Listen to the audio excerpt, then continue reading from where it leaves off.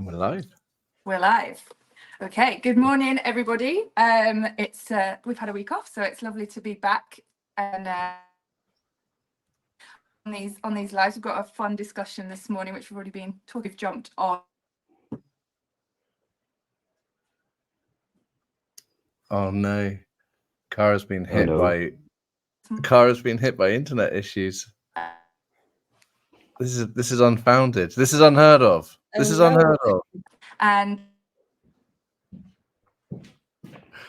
okay. Okay, right. Whilst Cara is moving around a hotel at the moment to try and find the best Wi-Fi, we are joined this morning. I'll take it over very quickly whilst she gets regained with internet. We're joined this morning by Rigi and Sally, who are joining us this morning to talk about robots. And I think we'll chuck AI in there as well, just to see what our thoughts are within that particular realm. So we've already had a conversation. So let's just pick up on the conversation we're having off air about what's people's experiences been with robot use within hospitality so far to date. Do you want me to go ahead with it? Yeah, you can go. Yeah. Oh. Okay. So robots, I think we've been using them for a long time. Let's take, for example, a blender in the kitchen. It has been it's been going on for ages. It's been enhanced by strong capacity, strong motor, but it's got one job to do: is to blend, to pulverize, to do what we think is right. And the best example I can give you is RoboCoupe. A few years ago when it came, it was a revolution. And then as the expectancy from the chefing point of view increased, that we want all those beautiful smooth purees, the motor became enhanced, and the speed and the blade, the way it was cutting. So we've been using robots all the time, every time in the industry. It's just what is to come in the future, and will they ever replace us, the humans, in hospitality is the question. But I think I remember my time in Singapore when I saw a small robot who could sort of deliver things to the rooms. It was standing in the reception area, and then as the command was given that you got to go to housekeeping and fetch a toilet roll, and then send and then deliver it to room number 321, which is on 30th floor, and the robot carried that task very efficiently. So it has come to that stage, and this is the year 2018 when I was a few bits. So I have the experience, but I don't know how far this can go. Sally? Yeah, I mean, I think technology and AI it is getting more and more prevalent in hospitality. If you look at a restaurant 20 years ago, all the reservations were made over the phone with a pen and paper and book. And now you've got, open table and 7 rooms, and they basically just do your book for you automatically without even having to think. And that's kind of a skill that has been pretty much lost now. The art of creating a reservation book, which is actually a very, very challenging thing to do, to manage all of those tables in a busy service. And then obviously, all your ordering systems, all your procurement systems that exist now, stock taking systems, rota systems, like all of that is powered by the intelligence to know how to do it in the best way. And I think, with the advent of AI, there's going to be even more parts of technology that come along that are really, really positive for hospitality. Like AI can write recipes. So I'm not saying that it should write every recipe for every single kitchen, but if you want to make like a shepherd's pie or something, then you can ask AI to write that for you, and you'd obviously have to tweak it. But the actual admin element is the bit that all the chefs hate, like sat down at the computer, like 1 teaspoon of salt, 1 teaspoon of sugar. If you can eliminate that, then that's actually going to be very, very positive. For me, the thing that I would never want to see it eliminated is the human aspect. So I certainly would never use one of those waiter robots in any of my restaurants, because I think that interaction is important. And I think for me, that's the reason why people go to restaurants, is for that human interaction. So I'm all for embracing, the technology where I think it's relevant. I think you'd be silly not to. If it saves you time and saves admin, then 100%. But the human element, I'd still want to keep in terms of service, and also in the kitchen as well. I think it's nice to have that camaraderie in the kitchen. Yeah, for sure. Go on, Cara. So sorry, technology failed me there. So quite fitting. Welcome back. Considering the topic today. Yeah. But no, I was just going to say, because obviously, Rishi, you've encountered one of these robots. Could you imagine one of those in Farlam Hall? No, not at all. No, my God, that would be dangerous. I don't think so. Demands. Possibly we will find a solution, but I don't think so. We as hospitality have reached to that stage yet that we will need a proper android robot doing the tasks. I think all the work that we've been doing so far in the industry, it will be completely, it will fail.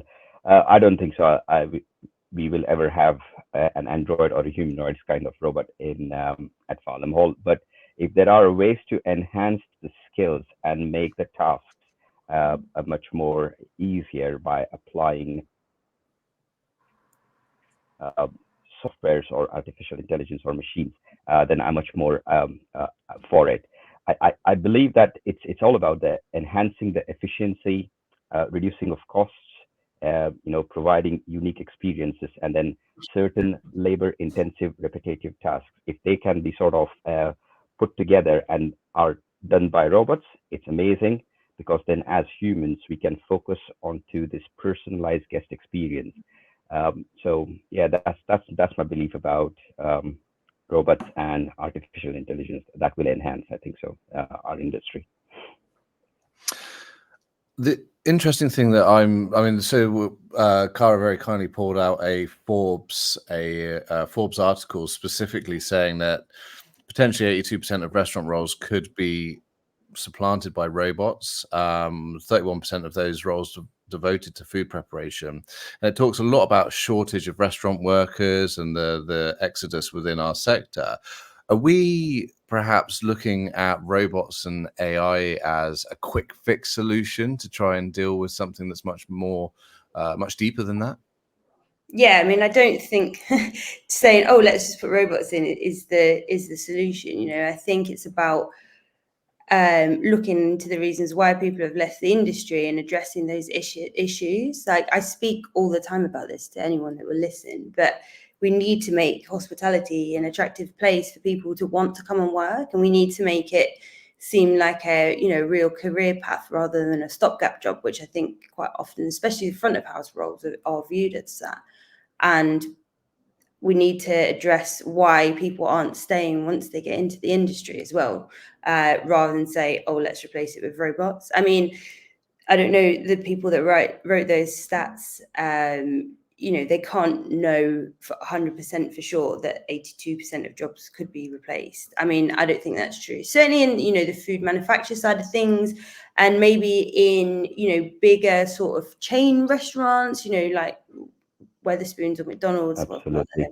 But you know what I mean, like bigger places where they make food in a CPU, for example, you could probably automate a lot of those systems. If you're making 1 million chicken nuggets, I mean, I'm pretty sure that they're automated already for McDonald's, but smaller restaurant groups might adopt that in terms of food preparation.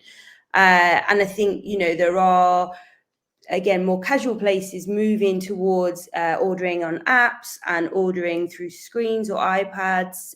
We're seeing that already, but I think on the sort of higher fine dining end, that's not going to happen, in my opinion. I'd be very, very surprised if in 30 years we were sat here and I was saying that was wrong. Yeah, no, I'd agree. I'll make a note of this, Sally. Yeah. I also think I also think the same. I read that the Forbes review about robots and the percentages of what they think will replace humans. But again, as Sally pointed out, it's all about those fast food chains where you need to do those repetitive tasks at a certain amount of time. And I can understand why they do it, or if it's a centralized factory producing different kinds of sauces and then distributing to a certain chain. I get it. But the point, what Forbes hasn't mentioned, is the cost of those robots, and how much do they cost? What is the maintenance charge? And a small place like Farlam, for example, or a small business, as soon as you start seeing the cost into it, you're like, oh my God, is it worth investing into that cost, or have a capex project for the hotel and enhance the guest experience? And the data shows what people want now. They want enhanced experience. They want this personalized touch. They want the human emotion. So it's very hard to balance. I mean, there's huge amount of advantages of having robots, but I think it is still in its baby steps stages right now. And the electricity bill as well. Well, yeah, in a time when energy is at a premium, right? And these things aren't cheap to maintain and cheap to run, and we still don't have a decent energy source that is sustainable. Like solar panels and wind will only get us so far. One of the curious things, and this is a very abstract and obscure question, but I'm going to throw it out anyway.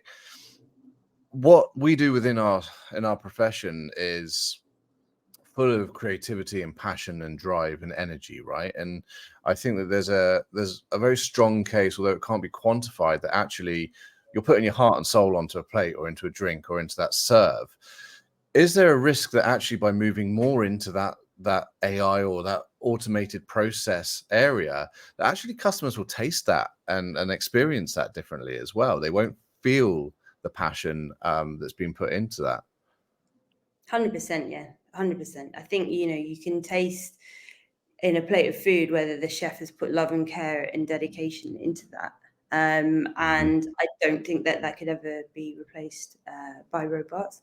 It's interesting when you say about AI though, because I think the further AI goes on, obviously the more intelligent and the more almost sentient it will become. And I do think that AI would be able to have an interaction with a guest in a similar way to what a waiter or waitress could in the future. Not saying now, but it'd be interesting to see that develop. I mean, it sounds pretty scary, and we've all watched that Will Smith film, but yeah. But I think in the future that these interactions could certainly. Hi, Robot. And you can ask. I'm sure you can ask AI to write. Say, oh, I want to make this, and it could just do the recipe. Whether it could cook it or not is another story. And then I don't know. Maybe robots will be able to learn plating techniques, but I don't think they'll ever be able to have the passion that we as chefs have putting into that plate of food. And yeah, that's the most important part for me. Rishi? Yeah, rightly pointed, Kris. Yeah, same for me. I think the reason why the food tastes better is because of what your heart and soul and your passion and your desire to make that food look amazing, but at the same time the flavors equally better. And then the amount of efforts that we take in sourcing the ingredients, the quality of the ingredients, building all these relationships with suppliers, etc. That's a part of a journey, and it's a very beautiful journey that we all take in hospitality. When we talk about AI, artificial intelligence, I believe it. When I say I believe and reading about it, at this stage, it is an augmented intelligence, so it's learning as much as possible. And you never know, but in the future, it will come a time when the augmented intelligence has learned everything. That also includes human emotion. Whether AI will be able to show the same human emotion of love, anger, that have the same ability to think that I want this food to be absolutely spot on and the plating should be absolutely precise. We don't know about that. And as pointed about Will Smith's movie I, Robot, he's always there, isn't he? Will Smith doing all these kind of crazy things. In that movie, there is this robot called Sully, I think so, who is very different, and he's the one who breaks the rule what AI is based on. And that's the reason why he always keeps on saying, I'm unique, I'm unique. And that's the point, that this robot has learned what is human emotion. Human emotion is the most important bit, and that's what brings us together, human emotion of love. And I really don't think so AI will be able to ever master it. And if it does, well, we're doomed. Yeah. So, yeah. It's emulation, right? And it's like having a conversation with someone, and someone goes, oh yeah, that's their mind's elsewhere, right? And they're trying to be sympathetic or empathetic, and you feel that lack of connection. You feel you just we're human beings. We're Rishi and I were talking off air about energy and how we're connected to, or I was talking about, there's a Stephen Bartlett podcast recently about a chap who was the chairman of the UFC. He became very unwell, and one of the things he did to get better was to start to ground himself, and he'd take his shoes and socks off and put his feet into the ground and start, because ultimately we are energy, right? That's what we're made out of. And he had to ground himself to dissipate that energy and return it back to the earth. And actually his health went from being quite critically and severely ill to a lot better. There are a few other things like oxygen and red light, etc. But we are naturally connected. We are naturally connected. And if you chuck a robot in the middle of that, or you AI, and even no matter how well it thinks it can emulate, we're still missing that key component, which is connection. And that goes on. We've seen that demonstrated with COVID, and we've seen that demonstrated with that time away from each other, and dealing with our weekly Zoom quizzes and things like that, which are great in terms of a form of connection, but we're still lacking that face-to-face interaction, right? Absolutely. We've had a few comments come through. We have Nikki saying, speaking to a chef yesterday who feared technology was attempting to de-skill a kitchen, which is great for bringing in new untrained staff, but takes away a chef's ability to innovate, which I think is a really, it's a really important thing, that actually that creativity and that drive is what we need. We want to infuse people, right? Wayne, who's one of our longest standing ambassadors, says he loves this chat. Hospitality is one of the best things he ever did. He loves being a chef and the interaction on a daily. They could not put our passionate and drive in a robot, our big smiles. I love being a chef and the interaction on a daily basis.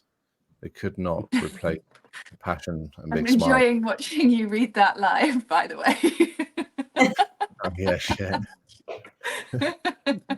Okay, bring it back onto yeah. Sorry, spotlight effect. Thanks for that, Cara. That was charming. You're welcome.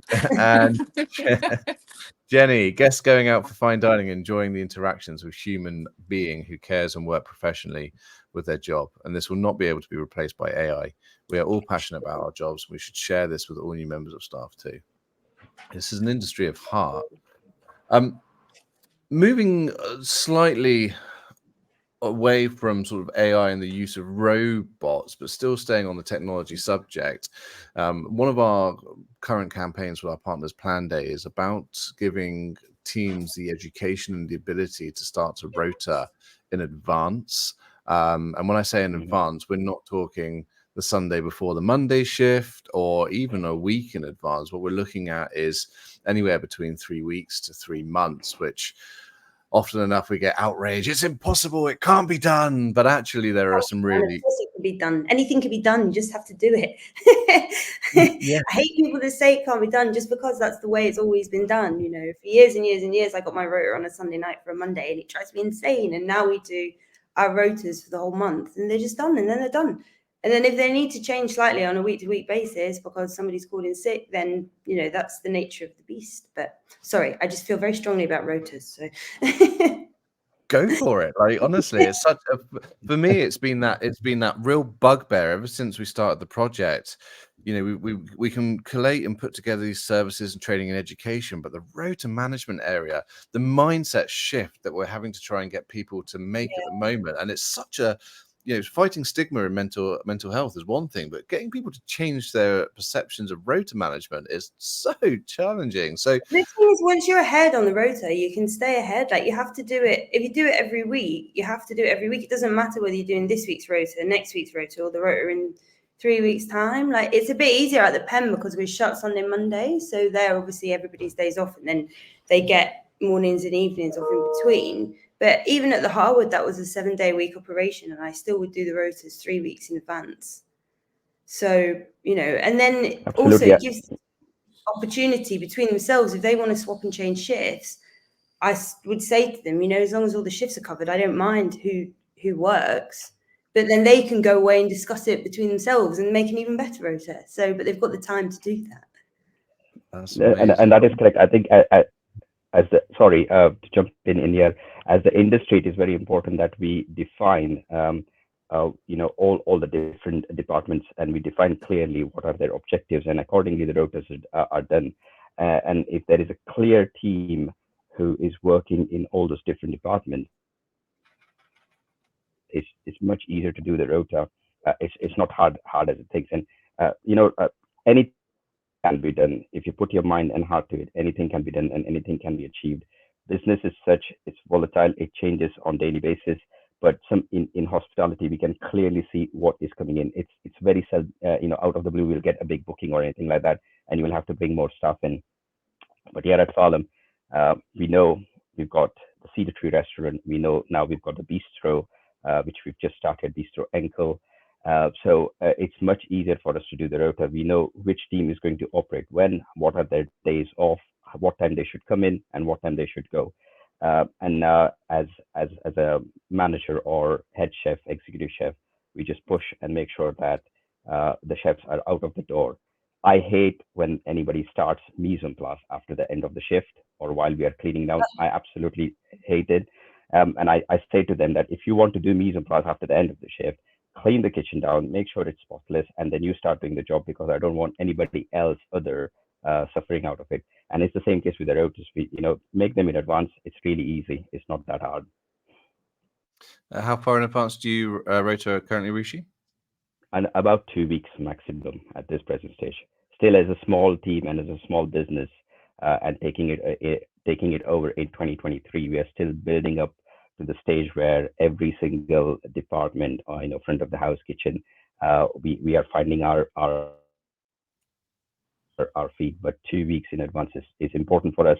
And if we can do for Christmas 2023, we did it for a whole month. So from November and until January 1st, we could do the rotas, because we knew exactly what needs to be done. And then we knew that our closure time was after the first week of January.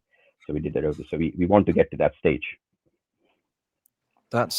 So this is where I think AI can play quite an interesting part, is that actually if we can get AI to integrate with things like our weather systems, for example, so we know that if you've got outside seating, you know there's going to be a 30 to 40% uplift of sales, and as a result there are different additional shifts that maybe become available, get notified to team members, that allow actually people to go, yep, I want that shift, or or if the weather does change suddenly.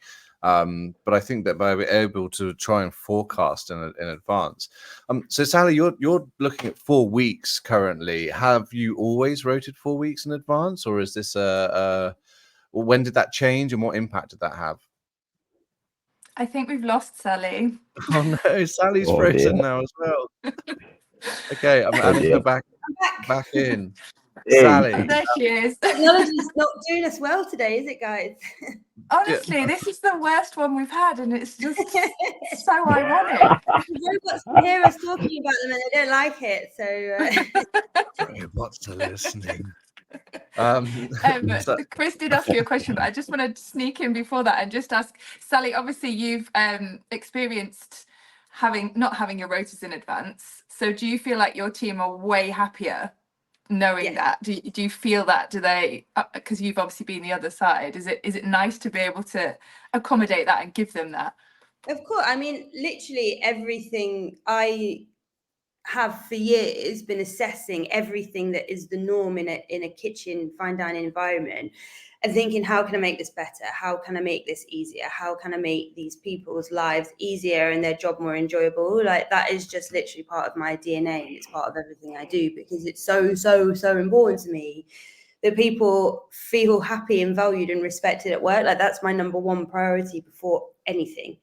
So it's not just the rota, it's the hours, it's the training, it's the encouragement, it's everything. It's everything. It's from walking in the morning being like, hi guys, how are we all today? How was your weekend? You know, you wouldn't believe how many chefs will just come into work and not talk to anybody.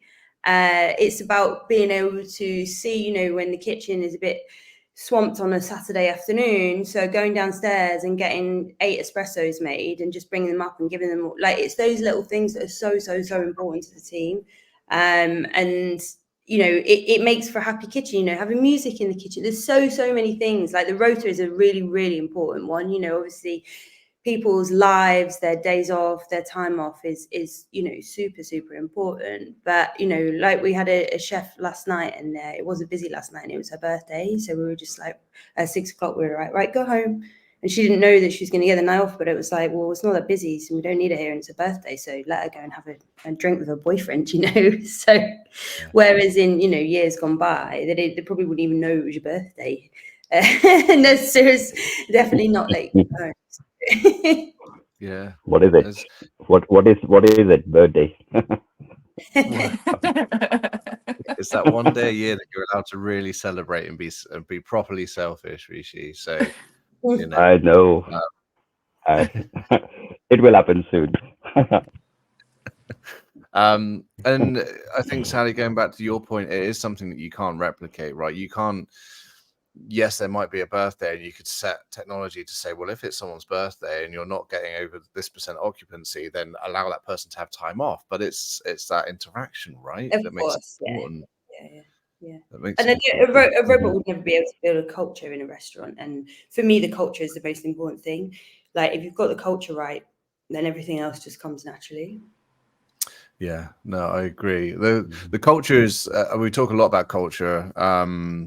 And it's quite it's a difficult thing, isn't it? You can't touch culture. You can't like put it down on a spreadsheet. You can try, like with things like presenteeism, etc. But culture is something that you can only feel. And yeah, I can walk into a kitchen and I can tell you in 10 seconds whether they've got a good culture or not. Yeah, like you can feel it in the air. Kris,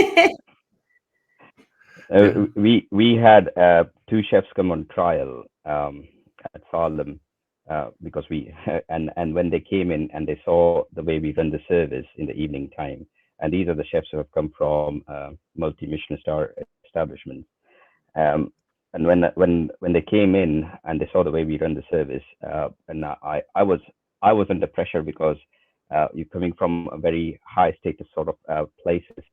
And I was under pressure, you know, what if they don't like it? What if they what happens? But at the end of the service, I just asked the question. So how was it? How do you feel about the trial? And they were like, oh wow, this is really great.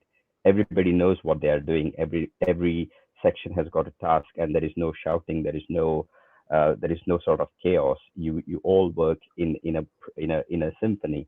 And this is how I gained 2 chefs from of good caliber. And I think culture is one of the key things, and it starts from you, what you want your industry, your place to be, and how you want it to grow. And if inside me I just want things to be complete chaos, the culture will be complete chaos. But no, you know, it's caring nature that is very important, and it starts from you first, and then it starts percolating within your team, your managers. And culture, if you can get culture right, and it's a lot of work, it is work, you know, it's embodying your values yourself as the leader to begin with, but it's also making sure that, you know, you are doing those thoughtful bits that Sally was talking about, and identifying when people are having a good day or a bad day or a birthday or you know, perhaps a bereavement, or you know, perhaps they just need that extra time off. But once you've got it right, it carries the organization, and it allows, like Rishi, as you said, new people coming in go, hold on a second, I'm not, you know, it doesn't matter that we're not going for our 3rd Michelin star. It doesn't matter that we're not going for these accolades or these awards, but actually what matters is how I feel within an organization. And it's just so powerful that, I mean, obviously those things are important, but they are lower down on the hierarchy scale, especially when it comes down to what people are looking for from sustained employment now, right? Yeah, absolutely. So we are coming to I'm just going to make sure that is muted because last time a massive buzzer went off and it made us all jump. We're coming to the end. There's a couple of comments, and yeah, if there's any thoughts that you both have on this, then please do let me know. But Jenny has said we all spend so much time on rotors. First time for a while, I've now done 3 to 4 weeks rotoring for 7 days trading. Of course, we still have to monitor it on a daily, weekly basis. It all depends on weather, staff holidays, sickness, etc. At least we are now encouraged everyone to plan their life apart from working. We are trying to work towards work-life balance, and indeed this is challenging. There's such a, could you imagine 10 years ago us talking about work-life balance and actually recognizing people as human beings, right? It's like the birthdays. What is that? And work-life balance. What is that? 10 years ago. No, I have done shifts from 6 o'clock in the morning until midnight in my life. I've worked 90 hours, and as tough as it was at that point it was a norm. But now it's very different, and I wish that 10 years ago this was much more spoken into the circles of hospitality. I think the industry would have been a little bit different, very much different. It would have been an industry where people would want to come and work. Parents will definitely would have said, you know what, I want you to be like such and such person in hospitality, and the colleges and the educational institutions would have been even much better. But now is a good time. We all know, we all have seen the consequences of it. So now is a good time for us to sort of come together and then, work as hard as possible to make work-life balance much easier. It's tough. It is tough. I mean, sometimes I don't get work-life balance, but it is tough. But at the same time, we can make it happen. There is a way to make it happen, and we all need to work together. This when I say all, the organization you work for, the entire team needs to buy into that philosophy that everything is happening not just from the business point of view, but at the same time, it is really important from the team point of view that we work towards to this common goal. And after some time, they will see the benefits of it. It's like putting money into stocks, and sometimes after certain years, you get the value of it. And I think that's the best way to go around. Teamwork, working as a big team, is very important. Any final comments from yourself, Sally, before we wrap this? I'm trying so hard to keep on time, as Cara knows. Yeah, I mean, I think I just echo what you said. It's for me, the culture and the team is the most important thing, and certainly when it comes to technology, that's not something that I'd ever want to leave or sacrifice. I think I think it's important to embrace all these new technologies so we don't get left behind, and we can be more efficient and cut down the amount of paperwork and administration that we need to do. I think it's incredibly important that we use these tools for that. But in terms of the personal thing, it's something that I never want to lose, because that is what's so special about hospitality. It's not people sat in offices from 9 to 5. It is a very personable social industry, and I think that is what certainly not necessarily what attracts people to it, but it's certainly what makes people stay. That personal level. Some of my best friends I've met in kitchens over the years, so I'd never want to lose that. I'd never want to walk into a kitchen on my first day and the garnish chef be a robot. So Oh God, it just it makes my hair stand on edge, just the thought of it. Like, all right, and it's just there doing its thing. It's just great. Cara, any final thoughts from you at all? No, I don't think so. But I am gonna make you stop. So it's been a brilliant chat, and I have enjoyed it. But otherwise, we will keep going. So I have to rein you in, Kris. But I think it's a good time to say who's coming up next. We have touched on it today, but we've got Rebecca Billingsley from Plan Day, who is going to talk more detail about the single biggest shift campaign, which we've talked about a little bit today, so a bit more in detail. And she joining us as well is Carissa Teeling, who's head of people at Housemaid Hospitality in Australia. So we'll get a completely different viewpoint from her, I imagine, as how things are working over there. But no, I just want to say a big thank you to Rishi and Sally. It's been brilliant chat, and Kris, as always. So there you go. We're done. Well, yeah, thank you to you both. Thank you to all of you for this. I'm not actually here next week, so Cara, your internet is going to be hopefully. Yes. It will be. And I will man the fort efficiently. But I'll be logging in and watching and throwing some questions away. Fabulous. Lovely. All right. Thanks, guys. Cheers. Thanks. Thank you. Thank you so much.